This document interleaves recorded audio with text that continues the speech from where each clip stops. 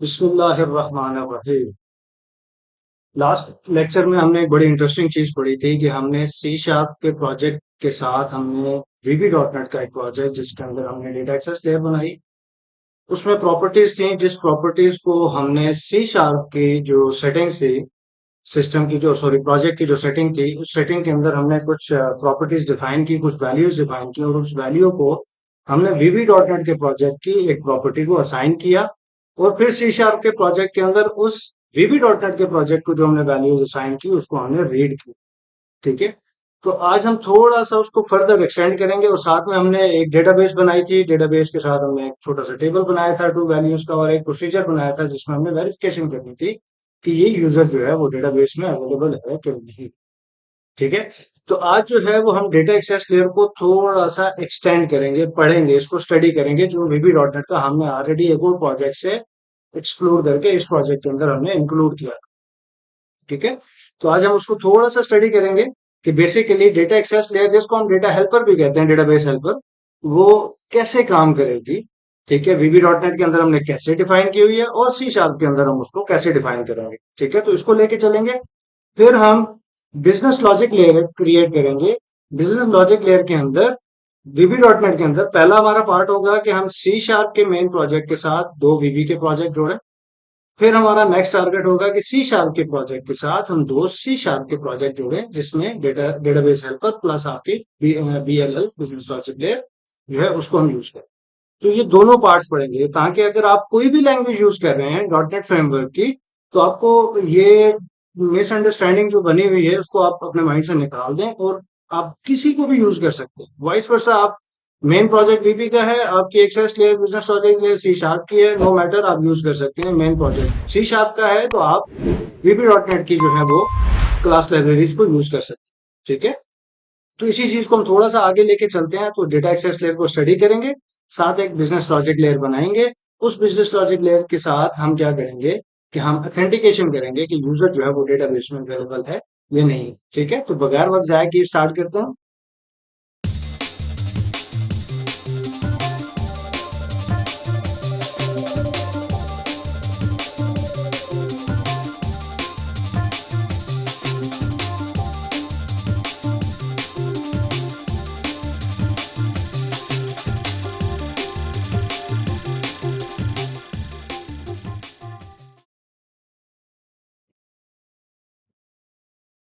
अच्छा जी। हमने एक बनाई हुई थी डेटा एक्सेस लेयर, सॉरी हमने एक कॉल की थी एग्जिस्टिंग उससे। अच्छा, पहले तो हम ये अंडरस्टैंड कर लें कि हमने अगर डेटाबेस तक जाना है तो हमें क्या क्या चीजें चाहिए एडीओ डॉट नेट के हवाले से। तो हमारे पास तीन मेजर कंपोनेंट जो हैं वो हमें चाहिए होते हैं डेटाबेस तक जाने के लिए। ठीक है। एक तो आपकी कनेक्शन, कि आपका डेटाबेस का कनेक्शन क्या हो। फिर उसके अंदर जो है वो कमांड क्या हो। ठीक है। फिर कमांड के साथ आपको चाहिए कि आपने उसको एज अ स्केलर जो है वो रीड करना है या नॉन क्यूरी रीड करना है। ठीक है। आपने उसको एग्जीक्यूट करना है उस कमांड। ठीक है। फिर उसके साथ कुछ हेल्पर हमें चाहिए जिस तरह के ट्रांजैक्शन स्कोप हमने डिफाइन करना हो ट्रांजैक्शंस के लिए। ठीक है। और डेटा एडॉप्टर वगैरह के अगर हमारे पास बल्क में डेटा है और हमने किसी डेटा सेट के अंदर उसको स्टोर करना है तो उसके लिए ये आपको सपोर्टिंग कंपोनेंट साथ में चाहिए। ठीक है। तो सबसे पहले होता क्या है? सबसे पहले ये होता है कि हमारे पास चार कंपोनेंट चाहिए हमें कनेक्शन को ओपन करने के लिए। चार चीजें। चार चीजें क्या है? सबसे पहले data source. Data source means आपका सर्वर, होस्ट, आईपी जो भी है वो। Initial catalogue. इनिशियल कैटलॉग का मतलब कि डेटाबेस, जिस डेटाबेस के साथ आपने इंटरेक्शन करनी है। यूजर आईडी, किस यूजर आईडी की बेस पे? ये यूजर आईडी सीक्वल सर्वर का है, नॉट योर डेटाबेस वाला। ठीक है। और उसके बाद पासवर्ड, सीक्वल सर्वर का पासवर्ड। ठीक है। तो उसके थ्रू, इन चार कंपोनेंट्स के थ्रू आपने सीक्वल सर्वर को एक्सेस करना है, तो इसको हम कहते हैं कनेक्शन स्ट्रिंग। ठीक है। तो सबसे पहले आप क्या करते हैं? कनेक्शन स्ट्रिंग को ओपन करते हैं किसी भी डेटाबेस में जाने के लिए। ऑथेंटिकेट करते हैं कि आपके डेटा सोर्स, आपके database, user ID and password जो है वो ओके है। ठीक है। उसके बाद क्या होता है जी? उसके बाद हम ट्रांजैक्शन को स्टार्ट करते हैं, बिगिन ट्रांजैक्शन। तो यहाँ पे हमारे पास एक चीज बनी है जी, बिगिन ट्रांजैक्शन। हमारी अगर मल्टीपल ट्रांजैक्शन चलनी है कि हमने मल्टीपल टेबल्स के साथ इंटरेक्शन करनी है, मल्टीपल क्यूरीज के साथ इंटरेक्शन करनी है, तो हम ट्रांजैक्शन को स्टार्ट करें, बिगिन ट्रांजैक्शन। उसके बाद हम ट्रांजैक्शन का स्ट्रक्चर लिखेंगे। तो ट्रांजैक्शन हमारी दो तरह की है, या तो हम डायरेक्ट क्यूरी की कमांड देंगे या हम प्रोसीजर को कॉल करेंगे। ठीक है, अगर हम प्रोसीजर को कॉल करेंगे तो हम कनेक्शन के अंदर एक कमांड क्रिएट करेंगे और उस कमांड का टेक्स्ट देंगे, कमांड की टाइप बताएंगे। ठीक है, जो प्रोसीजर और क्यूरी, इनकी जो कमांड्स बनती है उनमें दो चीजों का फर्क होता है। ठीक है, एक तो यहाँ पे हम क्यूरी देते हैं, टेक्स्ट उसका जो है वो चेंज हो जाता है, और उसकी टाइप जो है यहाँ पे टेक्स्ट होगी, और इसकी टाइप जो है यहाँ पे वो क्या होगी, प्रोसीजर का नेम होगा, प्रोसीजर होगा। ठीक है, जो इसको ऑथेंटिकेट करेगा कि ये जो टेक्स्ट में वैल्यू दी है ये प्रोसीजर नेम है। सेम इसी तरह यहाँ पे जो टेक्स्ट में वैल्यू दी है वो हमारी क्या है जी, सॉरी टेक्स्ट है, एज अ टेक्स्ट जो है वो जाएगी। ठीक है, फिर इस कमांड को, जो हम कमांड बना रहे हैं, इस कमांड को हम कनेक्शन बताएंगे कि इस कमांड ने किस कनेक्शन के थ्रू जाना है। तो ये प्रोसीजर के थ्रू के साथ हो या क्यूरी के साथ हो, तो बाकी चीजें सारी सेम रहेंगी। ठीक है, फिर इसने किस ट्रांजैक्शन का हिस्सा बनना है, इस ट्रांजैक्शन का जो यहाँ पे हमने स्टार्ट की। ठीक है, टाइम आउट कितना है, हमने 1200 रखा हुआ है, आपकी मर्जी है, आप इसको चेंज भी कर सकते हैं या आप इसको कमेंट आउट भी कर सकते हैं कि एज डिफॉल्ट आप इसको छोड़ दें जो आपका SQL सर्वर के अंदर डिफाइन। ठीक है, तो ये हो जाएगा हमारा तीसरा काम। ठीक है, कि हमने क्यूरी डिफाइन की और क्यूरी की टाइप बता दी कि वो प्रोसीजर वाली है या वो कमांड के थ्रू। ठीक है, उसके बाद हम देंगे कुछ पैरामीटर्स के, अगर हमारी क्यूरी में पैरामीटर हैं, जिस तरह हमने यहाँ पे एक प्रोसीजर बनाया था तो प्रोसीजर में दो पैरामीटर थे, अगर हमारे पैरामीटर्स हैं तो उन पैरामीटर्स की वैल्यू क्या होगी, तो यहाँ पे हमने डिफाइन किया हुआ है पैरामीटर्स। तो पैरामीटर्स के हमने मल्टीपल जो है वो सब रूटीन जो है वो डिफाइन की हुई है, कि parameter name with value, value जो ऑब्जेक्ट होती है तो हम उसको ऐड विद वैल्यू कर लें, कि जो हमारी कमांड है, कमांड यहाँ से हमारी ये चल रही है कि कमांड, ठीक है, जो हमने यहाँ पे डिफाइन की है टॉप। पहले मैंने आपको बताया था कनेक्शन, कनेक्शन जो है किस ट्रांजैक्शन का हिस्सा होता है, और उसके साथ हमें सपोर्टिव जो है वो मेन जो है वो कमांड चाहिए होती है। तो सपोर्टिव फिर डेटा अडॉप्टर और बाकी चीजें हमें स्केलर फंक्शंस वगैरह के लिए, कि हमने क्यूरी गेट करनी है, हमने सिंगल वैल्यू लेनी है, हमने नॉन क्यूरी चलानी है। ठीक है, डेटा रेटर्स हमें चाहिए, तो वो आपको साथ में कंपोनेंट चाहिए। तो उसके बाद हम देंगे पैरामीटर, कि हमारे पैरामीटर कौन कौन से। पैरामीटर के बाद अगर हमारी ये नॉन क्यूरी है, मीन्स के जस्ट इसने इंसर्ट अपडेट या डिलीट होना है, तो आपकी जो इंसर्ट अपडेट एंड डिलीट जो है ये नॉन क्यूरी होती है। ठीक है, और जो दूसरी है वो बेसिकली आपकी डेटा रीडर्स होते हैं, वो आपकी क्यूरी होती है, जो आपको कुछ ना कुछ रिटर्न करती है। इंसर्ट अपडेट डिलीट जो है वो आपको रिटर्न नहीं करती इंटरनल, अनलेस आप आउटपुट पैरामीटर ना लो। ठीक है, उसके बाद हम क्या करते हैं, नॉन क्यूरी हो गई अगर हमारी इंसर्ट अपडेट या डिलीट। अगर हमने डेटा रीड करना है, तो डेटा रीड करने के लिए हम एक डेटा रीडर का काम कर सकते हैं, सिंगल वैल्यू हमें चाहिए या सिंगल स्केलर वैल्यूज हमें चाहिए, तो हम डेटा रीडर्स का काम करते हैं। ठीक है, अगर हमने पूरा डेटा सेट उठाना है, कि हम डेटाबेस से मल्टीपल कॉलम्स एंड रोज आ रहे हैं, तो फिर हम क्या करते हैं, हम आते हैं क्रिएट डेटा अडॉप्टर को क्रिएट कर, कि हमारा एक डेटा अडॉप्टर क्रिएट हो जाए, किस बेस पे, इस कमांड की बेस पे। अब इस कमांड को हमने ऑलरेडी बता भी दिया है कि ये कमांड का टेक्स्ट क्या है, कमांड की टाइप क्या है, और कमांड कनेक्शन कौन सा यूज करेगी। तो ये वो सारी इंफॉर्मेशन इसके अंदर आ चुकी हुई है, उस वक्त तक आ चुकी होगी, और फिर ये डेटा अडॉप्टर को हमने दे दिया। ठीक है, अब डेटा अडॉप्टर क्या करेगा, डेटा अडॉप्टर के थ्रू हम फिल करेंगे डेटा सेट को। डेटा सेट को फिल करने के बाद या एग्जीक्यूट नॉन क्यूरी करने के बाद नेक्स्ट स्टेप हमारा क्या होगा, हम कमेंट आउट करेंगे, कमिट कर देंगे अपनी ट्रांजैक्शन को, कि जो ट्रांजैक्शन हमने यहाँ पे बिगिन की थी अब हमने उसको कमिट कर दी। इन केस अगर कोई इशू आ जाता है तो हम इस ट्रांजैक्शन को रोल बैक करें। मीन्स कि कोई भी ट्रांजैक्शन आपने स्टार्ट की, सीक्वल की, बिगिन की, तो आप उसको कमेंट आउट या रोल बैक जरूर करेंगे। अदरवाइज आपने ऑलरेडी बिगिन की हुई है और सेम आप उसी कनेक्शन के साथ दोबारा चला रहे हैं, तो वो कहेगा कि ऑलरेडी आपकी कमांड जो है प्रीवियसली वो ऑन क्यू है, तो उसको आप पहले क्लियर करें। ठीक है, जब ये काम आप कर लेंगे, इन केस ऑफ सक्सेसफुल आप उसको कमिट कर देंगे, इन केस ऑफ एरर जो है या एक्सेप्शन आप उसको रोल बैक करेंगे। तो रोल बैक करने के बाद हमारा जो नेक्स्ट काम होता है, हमने जो कनेक्शन ओपन किया था उस कनेक्शन को हम क्लोज कर, ठीक है, और साथ ही साथ उस कनेक्शन को हम डिस्पोज ऑफ भी कर। तो ये हमारा काम करती है डेटा एक्सेस में। लेकिन डेटा एक्सेस लेयर के अंदर जितनी भी चीजें हैं इनको हमने कॉल करना होता है कहाँ पे कॉल करना होता है? बिजनेस लॉजिक लेयर के थ्रू। ठीक है, तो हम इन चीजों को अभी कॉल करेंगे बिजनेस लॉजिक लेयर के थ्रू। तो हम यहाँ पे आते हैं वीबी के प्रोजेक्ट के अंदर। तो हमने क्या किया था कि ऑलरेडी कॉपी कर ली थी एक वीबी के अंदर बिजनेस लॉजिक लेयर। तो मैं बिजनेस लॉजिक लेयर को डिलीट कर देता हूँ, हम यहाँ पे बिजनेस लॉजिक लेयर अपनी बना। ठीक है, तो यहाँ पे मैं करता हूँ ऐड न्यू प्रोजेक्ट। उसको हम कहते हैं, फिलहाल हम वीबी का कर रहे हैं तो वीबी की लाइब्रेरी, तो वीबी की हमने क्लास लाइब्रेरी जो है वो उठानी है, ये वाली। ठीक है, डॉट नेट की क्लास लाइब्रेरी जो डीएलएल्स क्रिएट करती है वो, इसको हमने स्टोर कर देना है अपने प्रोजेक्ट के वीबी के अंदर यहाँ पे, और इसका नाम दे देना है बिजनेस लॉजिक लेयर वीबी। ठीक है, कि ये वीबी की बिजनेस लॉजिक लेयर है फ्रेमवर्क 4.8 जिस पे हम ऑलरेडी काम कर रहे हैं। क्रिएट किया मैंने प्रोजेक्ट को, तो ये हमारी आ गई क्लास वन। तो क्लास वन को जो है मैं यहाँ पे रीनेम कर देता हूँ। यहाँ पे मैं कह देता हूँ ये लॉगिन मैनेजर है, तो इसके अंदर हम जितना काम करेंगे वो लॉगिन मैनेजर का करेंगे।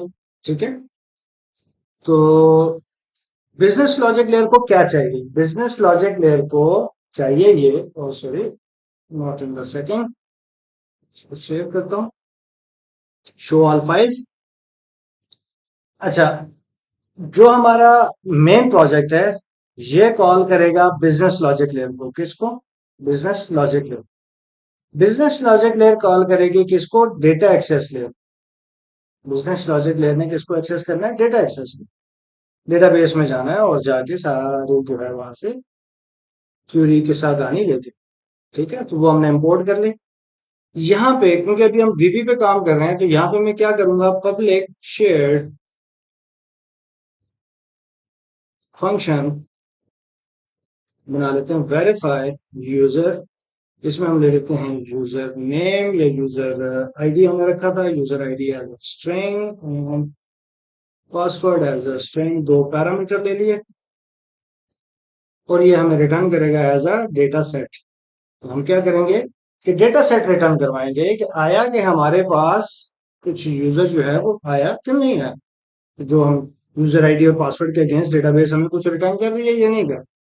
तो सबसे पहले dim DS as a new data set, हम एक नया डेटा सेट ले लेंगे।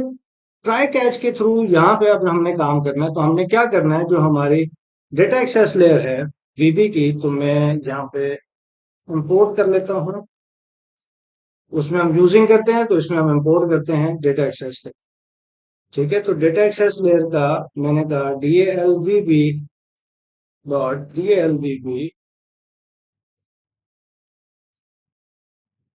We B dot D L V B dot, सबसे पहले हम क्या करते हैं, ओपन कनेक्शन। तो एक कनेक्शन ओपन करेगा डेटाबेस। क्या है कि डेटाबेस जो है वो ओके है कि नहीं। तो यहाँ पे मैं दूसरी भी क्लास भी इसकी ऐड कर लेता हूँ रेफरेंस के साथ ही। तो फिर हम उन दोनों को अगर यहाँ से हटा भी दें तो हमें कोई तो सबसे पहले हम क्या करेंगे जी, ओपन कनेक्शन। ओपन कनेक्शन करने के बाद हमने क्या करना है, बिगिन ट्रांजैक्शन, कि ट्रांजैक्शन को स्टार्ट किया जाए। अब हमने क्या किया कि हमने यहाँ पे डेटाबेस के अंदर प्रोसीजर बनाया। तो नेक्स्ट हम क्या करेंगे, नेक्स्ट यहाँ पे हम देंगे जो हमारा प्रोसीजर नेम है, वो प्रोसीजर नेम हमारा क्या है जी, ये हमारा प्रोसीजर नेम है। ठीक है, अब हमने दिया प्रोसीजर नेम, अगर यहाँ पे हम क्यूरी लिखते हैं तो फिर हम क्या करते, क्यूरी कमांड क्रिएट करते हैं, लेकिन हमने प्रोसीजर नेम दिया है तो हम करेंगे क्रिएट प्रोसीजर कमांड। ठीक है, अगर मैं इसको कॉपी करूं और यहाँ पे आ जाऊं और मैं यहाँ पे इसको कहूं कि क्यूरी इक्वल टू क्या, वही क्यूरी जो हमने यहाँ पे लिखी थी इस प्रोसीजर के अंदर, ये वाले, इस प्रोसीजर के अंदर मैं इसको सिंगल लाइन ले आता हूँ ताकि हम इसको वहां पे यूज कर सकें एज अ सिंगल लाइन। तो मैं यहाँ से कॉपी करके यहाँ तक कॉपी, और यहाँ पे आ जाता हूँ। मैं यहाँ पे अगर पेस्ट करता हूँ कि ये मेरी क्यूरी एग्जीक्यूट हो, ठीक है, तो फिर मैं यहाँ पे क्या करूंगा, मैं यहाँ पे करूंगा क्रिएट क्यूरी कमांड। ठीक है, प्रोसीजर का और क्यूरी में थोड़ा सा फर्क क्यों है, हम क्यों ज्यादा एम्फोसाइज करते हैं, ज्यादा जोर देते हैं कि यार आप प्रोसीजर्स के थ्रू काम, एक अलग लेयर बनाए डेटाबेस के अंदर। उसकी वजह यह है कि फॉर एग्जांपल किसी भी वजह से कोई भी रीजन हो और आपको क्यूरी के अंदर चेंज करनी पड़े, तो आपने टेबल में कोई स्ट्रक्चर चेंज किया तो आपको यहाँ पे क्यूरी में चेंज करनी पड़ गई, तो फिर आपको क्या करना पड़ेगा, आप कोड में आएंगे, यहाँ पे चेंज करेंगे, ठीक है, फिर उसको बिल्ड करेंगे, फिर सेटअप बनाएंगे या जो भी तरीकाकार होगा आप यूजर तक उसको क्लाइंट साइड पे डिप्लॉय करें, ठीक है।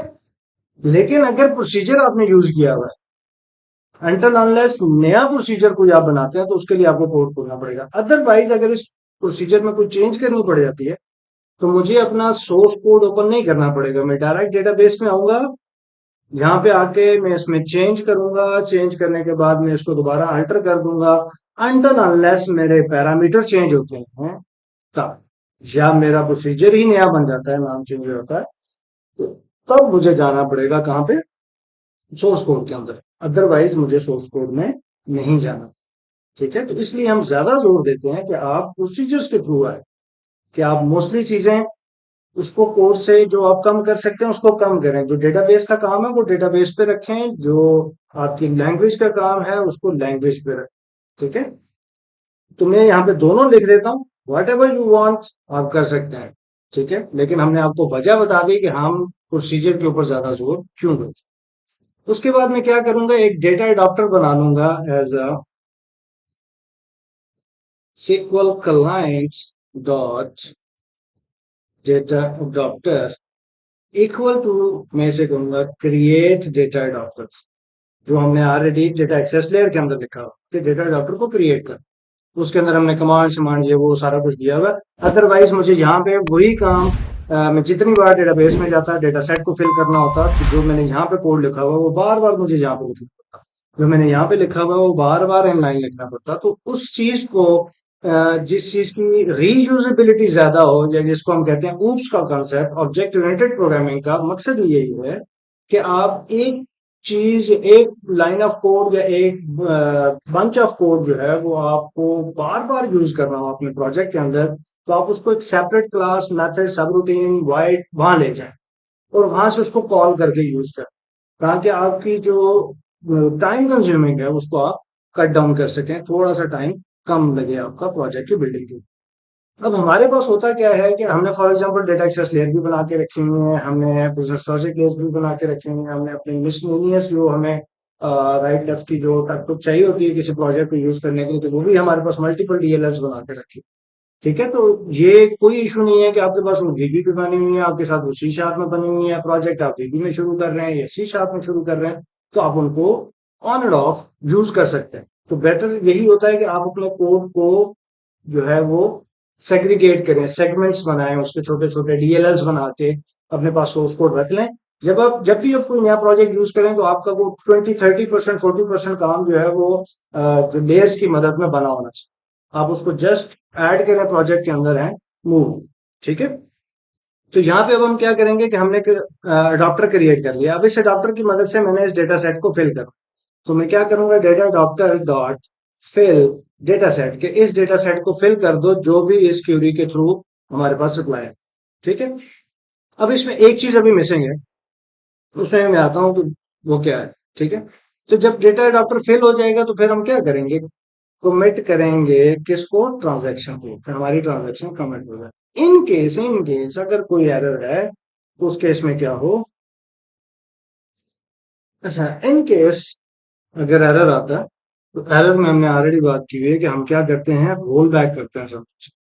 या तो हमको ट्रांजैक्शन को कमिट करना है कि ये कंप्लीट होगी यहाँ पे, अगर यहाँ पे फिल करने, ये फाइनल प्रोसेस होता है फिल करना या डेटा एक्सेस लिस्ट, जब आप नॉन क्यूरी इंसाइट अपडेट या डिलीट कॉल करते हैं तो उस केस में जो लास्ट आपकी है, जो हिट होनी है, जहाँ पे आपको लास्ट इंफॉर्मेशन मिलनी है कि जो हमारा ये सारा काम था एक सक्सेसफुल हुआ या नहीं हुआ, तो उस केस में या तो वो कमिट कर देगा अगर यहाँ पे कोई एरर आ गया इनमें से किसी भी कंपोनेंट की वजह से, कि आपका कनेक्शन सही नहीं था तब एरर आया, ट्रांजैक्शन स्टार्ट नहीं हुई, प्रोसीजर नेम गलत था, ठीक है, कमांड क्रिएट हुई, यहाँ पे एग्जीक्यूट हुई, तो इस फिल होने पे यहाँ पे जो भी काम होगा उसके अंदर अगर कोई भी एरर आता है तो वो रोल बैक की तरफ चला जाए। एरर नहीं आता तो ये सारी लाइंस अगर सक्सेसफुल एग्जीक्यूट हो जाती हो तो इट्स मीन्स कि आपने अब आप उसको कमिट कर देना है ट्रांजैक्शन को जो आपने यहाँ पे उसको स्टार्ट किया। ठीक है। उसके बाद फाइनली हम क्या करते हैं, फाइनली हम करते हैं क्लोज करते हैं कनेक्शन को और डिस्पोज करते हैं कनेक्शन। ठीक है। एक चीज मिसिंग है, वो क्या? ठीक है। और ये सारे काम होने के बाद लास्ट में मैं क्या करूंगा, डेटा सेट को रिटर्न कर दूंगा क्योंकि हमारी टाइप जो है इस फंक्शन की डेटा सेट है, इसने डेटा सेट निकाला। एक चीज जो मैंने कहा था कि इसके अंदर मिसिंग है वो ये है कि हमने प्रोसीजर का नेम तो दे दिया है, जैसे हमने यहाँ पे क्यूरी का नेम दिया तो इस क्यूरी के अंदर भी दो पैरामीटर्स इस्तेमाल हो गए हैं, तो सेम इसी तरह प्रोसीजर के अंदर भी दो पैरामीटर इस्तेमाल हो गए हैं। तो यहाँ पे हम क्या करेंगे, पैरामीटर्स को ऐड करेंगे। ठीक है। सॉरी, जो हमारी क्यूरी है उसके अंदर हमने पैरामीटर्स की जो सब रूटीन बनाई हुई है तो हमने पैरामीटर्स ऐड करने हैं। तो पैरामीटर्स में दो चीजें मैंने आपसे कहा था कि हम देंगे, एक पैरामीटर का नेम और एक उसकी वैल्यू। तो पैरामीटर का नेम जो है वो हमारे पास कहाँ से आएगा, वो डेटाबेस से आएगा। तो ये हमारा पैरामीटर का नेम है, इसको मैंने कॉपी किया, यहाँ पे आया, पेस्ट कर दिया। और उसका जो वैल्यू है, वैल्यू कहाँ से आएगी, जब हम इस फंक्शन को कॉल करेंगे तो इस पैरामीटर की हम वैल्यू देंगे यूजर आईडी, तो वो यूजर आईडी यहाँ पे आ जाएगी। और नेक्स्ट पैरामीटर्स एड, यहाँ पे हम पासवर्ड देंगे और वैल्यू जो होगी वो पासवर्ड से आएगी। तो पैरामीटर जो है वो हमारा यहाँ पे, इसको हम कर लेते हैं copy and then move back here, यहाँ पे हम इसको कर लेते हैं पेस्ट। ठीक होगा। यही काम अगर आपका क्यूरी के थ्रू भी है तो यही लाइन ऑफ कोड आपका यहाँ पे भी आएगा क्यूरी के साथ। ठीक है। तो इसको मैं यहाँ पे कमेंट आउट। ठीक। तो क्यूरी के अंदर आप यहाँ से उठा लेंगे पैरामीटर्स। तो अगर क्यूरी के अंदर आप यहाँ पे एज अ क्वेश्चन मार्क दे देते हैं, जिस तरह हम अगर एक्सेस की डेटाबेस अगर आप इस्तेमाल करें तो फिर आप पैरामीटर की जगह क्वेश्चन मार्क दे देते हैं, और जिस तरतीब से फिर आपने क्वेश्चन मार्क दिए होते हैं उसी तरतीब से आप यहाँ पे उनकी वैल्यूज को डिफाइन कर लो। ठीक है। तो ये हो गया हमारा एक फंक्शन जो कि हमने बनाया बिजनेस लॉजिक लेयर के अंदर एज अ लॉगिन मैनेजर। उसके अंदर हमने कहा वेरीफाई। वेरीफाई क्या करेगा, हमें डेटा सेट रिटर्न करेगा। डेटा सेट के अंदर ये सारी चीजें चलेंगी, पता चलेगा कि यूजर का जो हमने यूजर आईडी एंड पासवर्ड दिया उसके अगेंस्ट हमें कुछ आता है रिटर्न में या नहीं। ठीक है। तो अब हम आ जाएंगे अपने लॉगिन के पेज पे, ओके करने के ऊपर। तो हमने प्रोग्राम के अंदर सारी सेटिंग्स दे दी हुई थी। Let's make confirm. Yes, program में हमने ये सारा काम करना था डेटाबेस से, डेटाबेस की कनेक्टिविटी से। अब आए थे लॉगिन के ऊपर। मैं पहली लाइन को कमेंट आउट कर देता हूँ। लॉगिन के ऊपर यहाँ पे हम क्या करेंगे, हम एक डेटा सेट जो है वो डिफाइन करेंगे।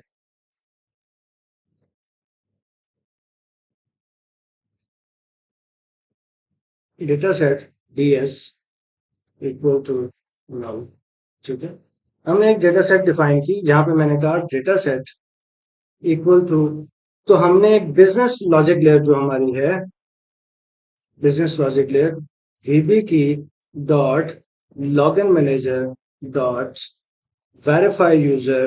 वेरीफाई यूजर हमने किससे करना है, वेरीफाई यूजर हमने करना है जो हमारा T x T user name dot, उसके अंदर जो टेक्स्ट है या एडिट वैल्यू आप कह सकते हैं क्योंकि हम डेव एक्सपेक्ट यूज कर रहे हैं, तो edit value T x T password dot, उसकी जो एडिट वैल्यू जो यूजर ने दी हुई है वो।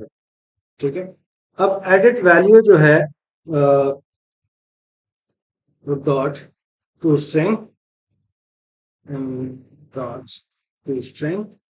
ठीक है। तो इसको हमने कॉल करना है वेरीफाइड यूजर को, और उसके हमने दे देना है जो यूजर ने यूजर नेम दिया हुआ है और पासवर्ड दिया हुआ है उसकी बेस पे डेटा सेट को फिल आउट। तो यहाँ पे हम कंडीशन लगा देंगे, if data set equal to, sorry, data set not data set equal to null. ठीक है। एंड और means data set dot table of zero dot table of zero dot rows dot count less than or equal to zero. ठीक है, तो यहाँ पे हमने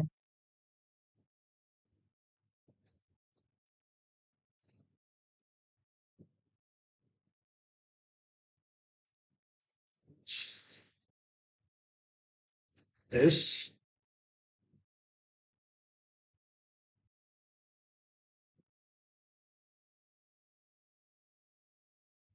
and data set rows dot count less than or equal to.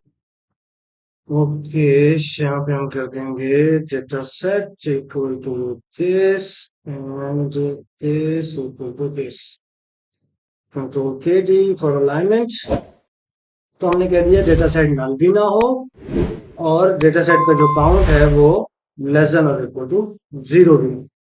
तो इस case में वो क्या करे, इस केस में वो ये वाला काम कर दे जो उसने जहां पे किया हुआ था। कंट्रोल के यू, इसको अनकमेंट कर देते हैं एंड दिस डॉट हाइड जो है वो यहाँ पे आ जाएगा कि ये वाला फॉर्म जो है वो हाइड हो जाए। और एल्स के केस में हमने क्या करना है, message box extra message box dot show user ID और password is not valid. Wrong info exclamation message box buttons not okay and message box icons dot exclamation।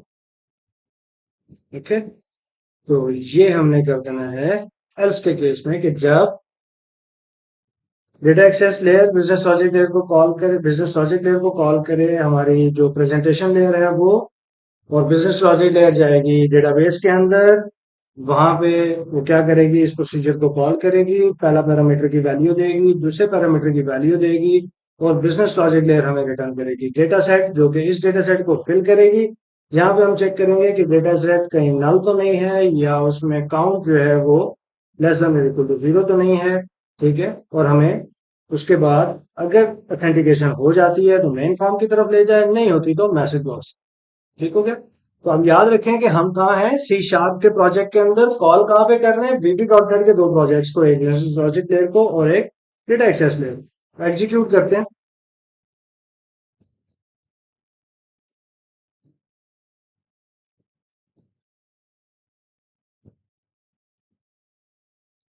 यहाँ पे है, मैंने कहा एडमिन एडमिन ओके किया तो इसने कहा जी इनवैलिड है। लेट्स सी, यहाँ पे हम आए, क्यों इनवैलिड है जी, हम चेक कर लेते हैं। हमने एडमिन एडमिन कॉल किया, इसको एग्जीक्यूट किया तो हमारे पास डेटा सेट आ गई। डेटा सेट में एक वैल्यू आ रही है, एक रो आ रही है। तो इसका मतलब है कि हम कंडीशन जो है ये नल नहीं है, इट्स ओके। और काउंट जो है वो हमने गलत कर दिया, हमने कहना है ग्रेटर देन, और ग्रेटर देन जीरो मीन्स कि उसके अंदर कोई ना कोई काउंट है। ठीक है, तो उस केस में उसको हम स्टॉप करके दोबारा एग्जीक्यूट करते हैं। नल ना हो और काउंट ग्रेटर देन जीरो हो तो फिर ये काम करे।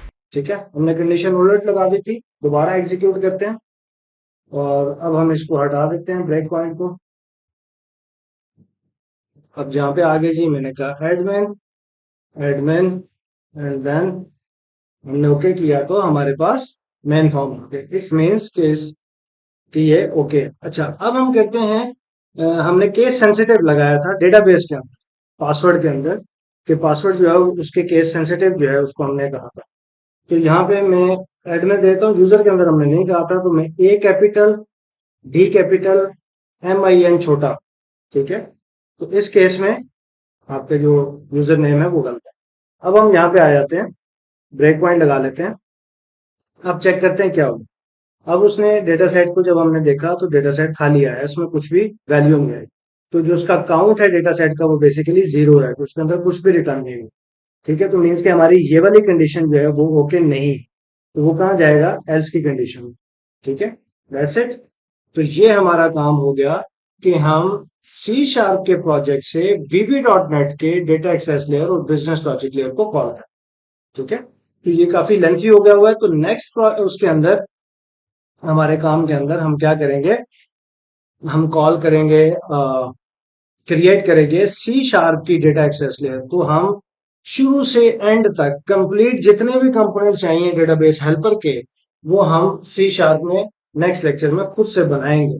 उसको इन डिटेल इन डेप्थ वे वो एक एक चीज उसके अंदर क्रिएट करें। ठीक है, तो नेक्स्ट लेक्चर तक के लिए इजाजत दीजिएगा। अपना ढेर सारा ख्याल रखें और हमें अपनी प्यारी सी दुआओं में याद रखें। अल्लाह आपको खुश रखे। जजाक।